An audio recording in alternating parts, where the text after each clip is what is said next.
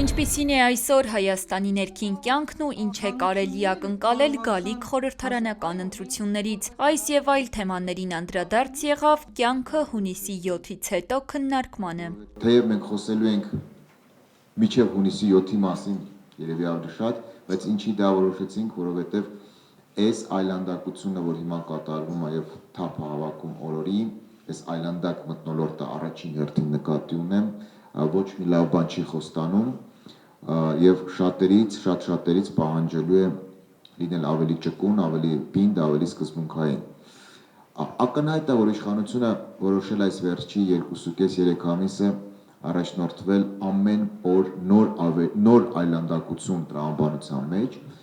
որովհետեւ նա պարտվում է թե ծրագրային պայքարում,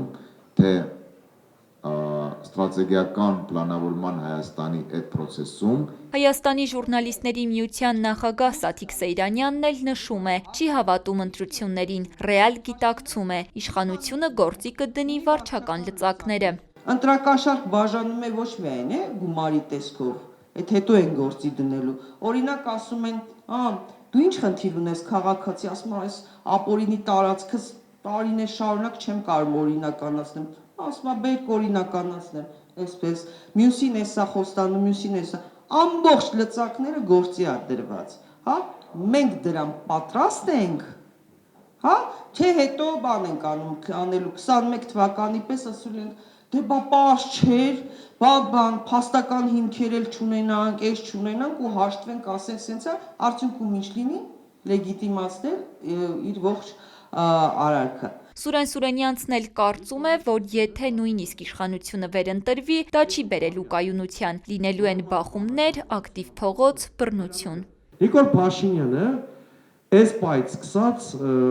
ինքը ընդհանրապես հեռացող իշխանության վարքագիծ ունի։ Կարա հեռանա հունիսի 7-ին, կարա հեռանա առաջիկա 1-1.5 տարվա ընթացքում, բայց այդ արագում երկիրը կարող է շատ ուժեղ ցնցումների ենթարկվի։ Էլինար Վարդանյանն ընդգծում է, ինչպիսին կլինի կյանքը հունիսի 7-ից հետո, կախված է մինչև հունիսի 7-ը տիրող մթնոլորտից։ Նա նշում է, որ ընդդիմությանը միասնական օրակարգ է պետք, առանց դրա չեն հաջողի։ Ինչպիսի մթնոլորտ ձևավորվեց մինչև հունիսի 7-ը, դրա արդյունքում էլ կունենանք հունիսի 8։